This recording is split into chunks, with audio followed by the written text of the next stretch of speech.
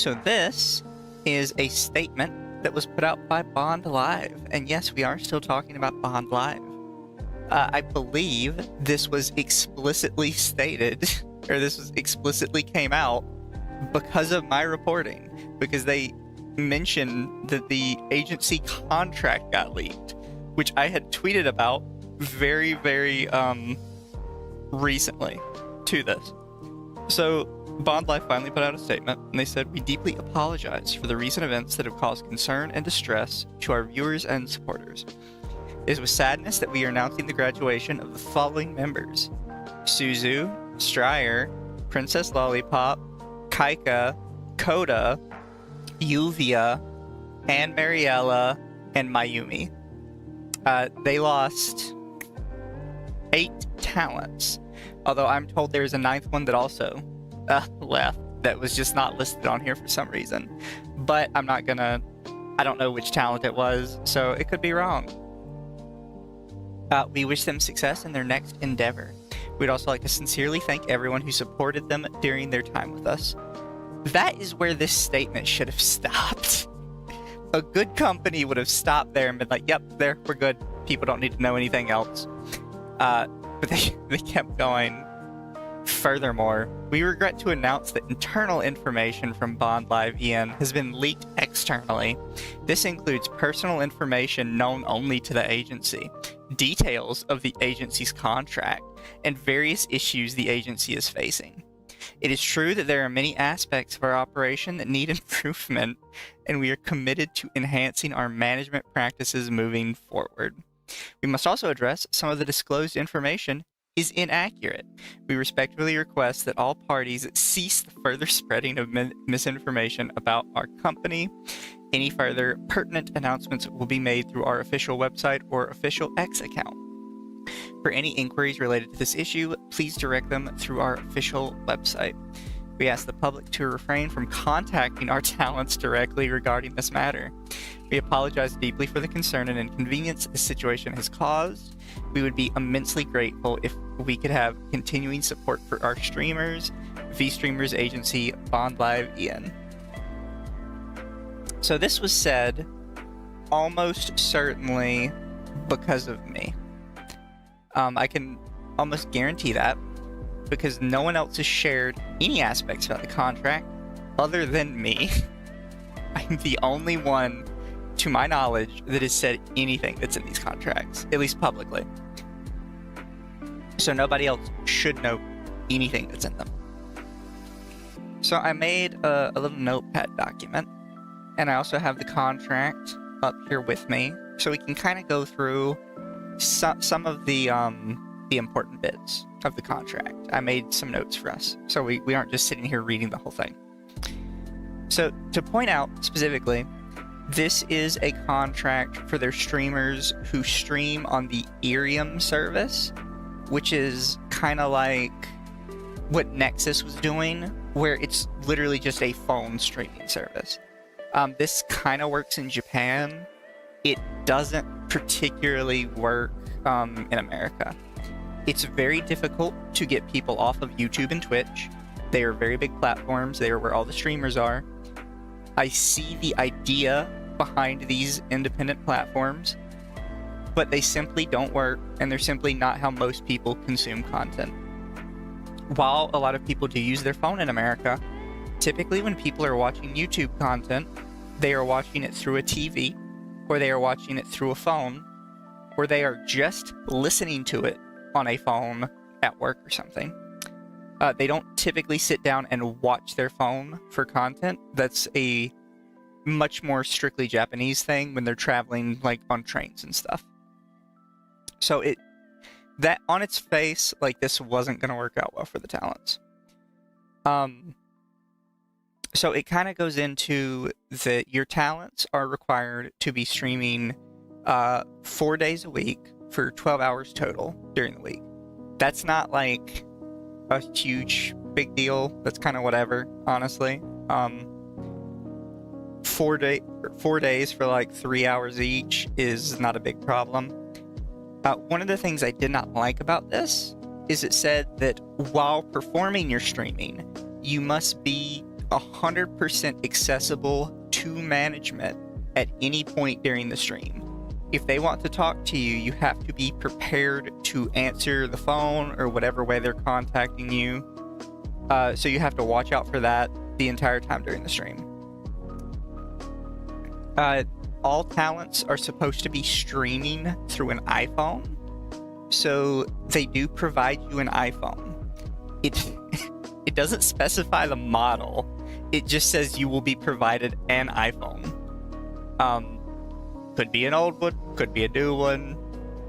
It is not a business phone. It is a streaming phone. You are not supposed to use it for anything other than streaming to specifically Irium.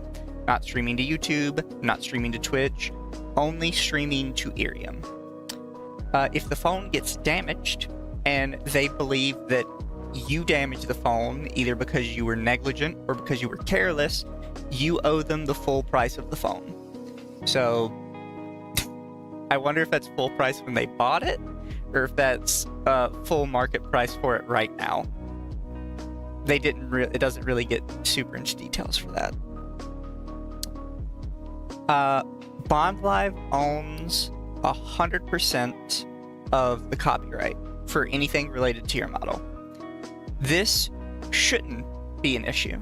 It should kind of be like, whatever. Yeah, the company owns the IP, so obviously they own the copyright to any like music videos or artwork or other stuff you get related to your model. However, also in the Bondlive contract is Bondlive does not pay you for any extra stuff, right? So if you commission a poster to sell, they are not going to pay you back for the commissioning of the poster. The only things Bondlive provide for you are the model and the iPhone. They do not provide you anything else at all. Any extra stuff you want to get, any extra commissions, you have to pay for that out of pocket. And it also clarifies that if you do get that, and if you do pay for it out of pocket, you have to immediately hand the copyright over to Bond, which is just wild. I don't understand why I'm paying for my own merch if I have to immediately give you the copyright to all the merch. That gets into the second problem with this.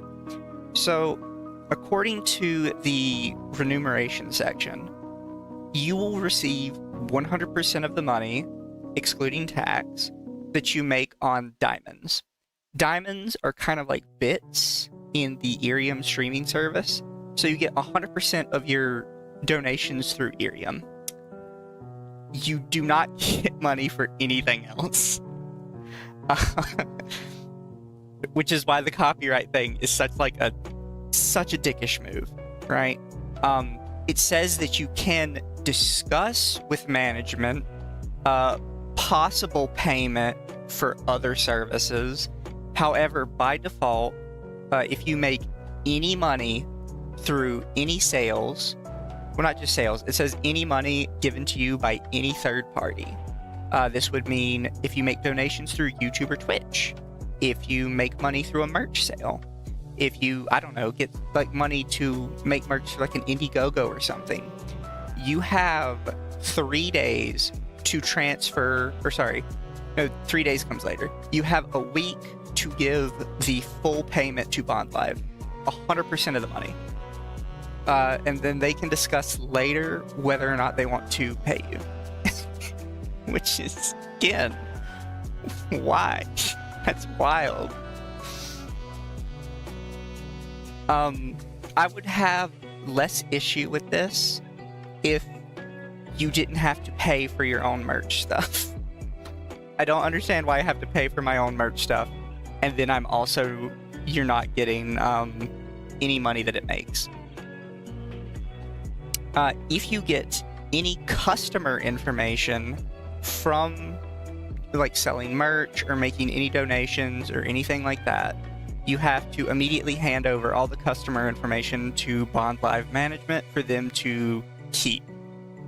It says they will keep it in compliance with the Act on the Protection of Personal Information, which I'm pretty sure that's a Japanese law. I'm not 100% sure what it entails, but I mean, that's an obvious thing. I don't like that they require you to save the customer information and hand it over to them later. That's a little weird to me. You don't really need the customer information anymore. I don't really know why they need it, because they're not doing anything to help you, like, facilitate this transaction. If for any reason you have to reveal this contract to a third party, it doesn't specify whether or not a lawyer is exempt. It just says if you have to, for some reason, share this contract with a third party for legal reasons, the third party also has to sign an NDA with you to not share the contract with someone else. I think that's kind of normal. I don't think I've specifically seen that, but I also don't normally see contracts with heavy-handed NDAs, so no idea on that one. So everybody's contract is for a 6-month period, and if you want to cancel the contract, you have to request a cancellation up to a month before the contract would be renewed. So, which is kind of weird. It's a bit abnormal to say that contracts that are for a limited amount of time just forever exist in perpetuity until you ask to cancel it. Normally you wouldn't have like a time frame on it. Of course, that doesn't apply to Bondlive. Immediately after in the contract, it says Bondlive can fire you at any time for any reason, and they don't have to care. By the way, I'm skipping over like a lot of boring normal stuff in the contract. Like, there's plenty of normal stuff in here, like while under the employee of Bondlive, you can't do violent acts, give people unreasonable requests beyond legal responsibility, use threatening words or violence in order to make money, spread rumors or false information to damage the credibility of the business. Like, all that's normal stuff. So I'm skipping over a whole bunch of stuff in here that's very boring, common legal jargon. I mostly took notes on what was weird or strange to me. There is a list of prohibited matters. These are, it doesn't give like a, something that you're not supposed to do, or like, it doesn't give like a punishment, right, for any of these, which is weird because in other spots it does give a punishment. I have to see where it is, because, real quick, I'll search it. At one point, it said you would, yes. So if for any reason you break, if you break the confidentiality NDA or the non-compete clause, you owe them $5,000 for every time you have violated the confidentiality or non-compete. And if you did it in a video, the video itself counts as an additional charge of violation. And it says you will owe them $5,000 for every violation. Which is insane, but okay. Back up a bit. So I'm just going to kind of go through the prohibited matters. These are things you are not allowed to do. It says on stream. Not necessarily on stream, but it says in the course of providing your service, which in this case is streaming. It says if you abandon the performance, that's all it really says for that one. Okay. I would definitely need a bit more clarification on what constitutes abandonment of a performance. You cannot tell anyone during the live stream that you have a boyfriend or girlfriend. So it says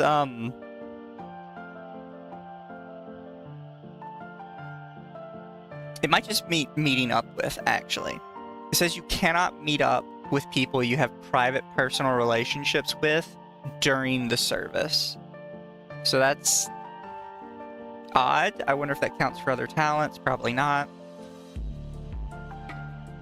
This is one that kind of threw me off because it confirms that they are still hiring underage people, because this is a fairly new contract. Section C, performing the individual service after, I think that's 10 o'clock at night, if party B is under the age of 18 years old. I don't know why minors have to be asleep by 10. Maybe that's a Japanese legal thing, but they do have it. They do confirm they are still hiring minors in this contract. Any acts that damage the honor, reputation, or credibility of Bondlive, Bondlive's officers, employees, or other related parties, or third parties such as virtual streamers, celebrities, and users. So you can't do anything that would damage the reputation of the business, anyone who works at the business, or any other live streamers. It's kind of fine. This is one I'm gonna read it for the most part just out, and then I'll try and explain it as best I can. I don't know how you would enforce this one. So Section E, acts that communicate facts, opinions, or other information that are detrimental or cause mental unease to Bondlive, its officers, employees, or other relevant persons, other virtual streamers, other celebrities, users, or other third parties to an unspecified large number of persons by using social media or any other means, or convening to Bondlive, its officers, employees, or other related persons or third parties by private messages or other means, including, but not limited to, acts of informing or suggesting harm to life, body, or property. So, for the most part, the ending would be fine. However, the fact that that's just examples. The fact that it is so overbroad that if you were to cause anyone that Bondlive hires or works with mental stress, you could be in trouble for that. That is so overbroad. I don't even know how you would begin to police that, honestly. Acts of violating any law, court, judgment, decision, or order, or other legally binding administrative measure. They don't want criminals working for them. They actually mentioned this a couple times. That's kind of whatever. Section G, acts that may be detrimental to public order. I've heard this is a bit more common in like Japanese contracts. I don't think that would be enforceable to the American talents.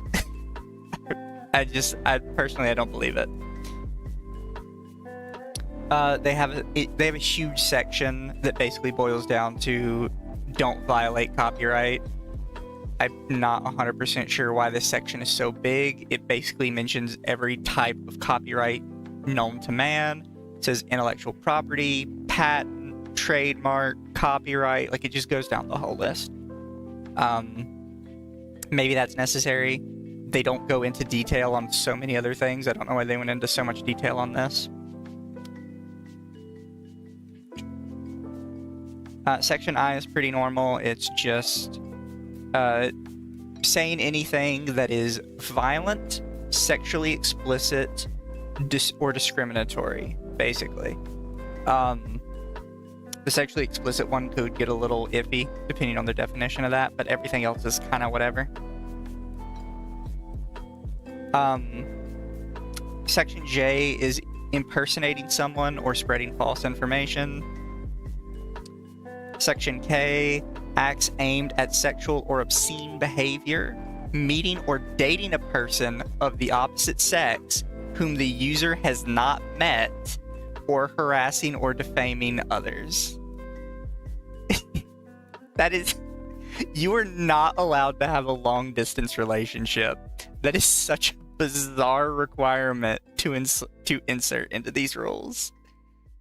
That one I'm like 99% sure does not hold up in America.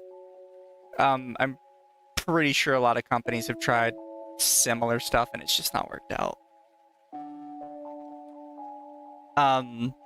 Section L, acts of soliciting religious activities or religious organizations. Same gender is okay, I guess. It actually doesn't mention anything about same sex, just opposite sex. I don't know why they said not just meeting or dating a person whom the user has not met. Actually, wait. I just noticed it says meeting or dating. It doesn't clarify like meeting for sex or something else. That it just says you're literally not allowed to meet people. Okay. I don't know about the soliciting religious activities. I mean, I kind of get it. I think a lot of places don't necessarily want their business tied to religion. It's just kind of weird it gets thrown in here with everything else. Section M is just don't leak customer information. Section N is where it gets a little iffy, because it just says anything that the Ethereum terms of service prohibits is now in your contract as a prohibited thing.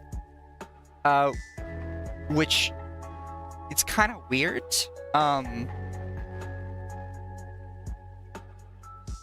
Because that can change.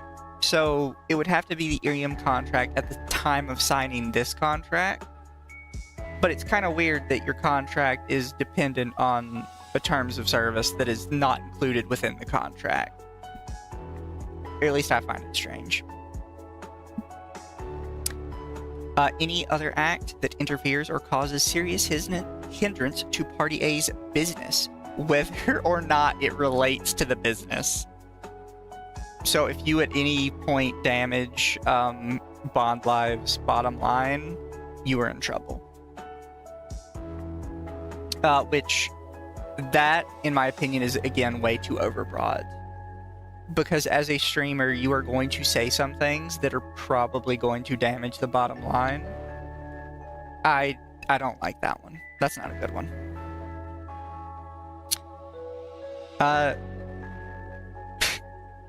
Section P just says acts that assist or encourage with anything mentioned previously.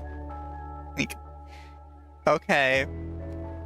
Section Q is acts that may fall under any of the previous items.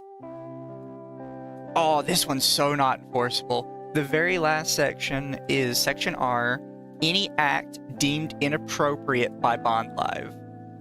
You cannot do that. You can't just say anything we don't like is punishable. That's completely overbroad. This is a corporate contract. This is not like YouTube TOS.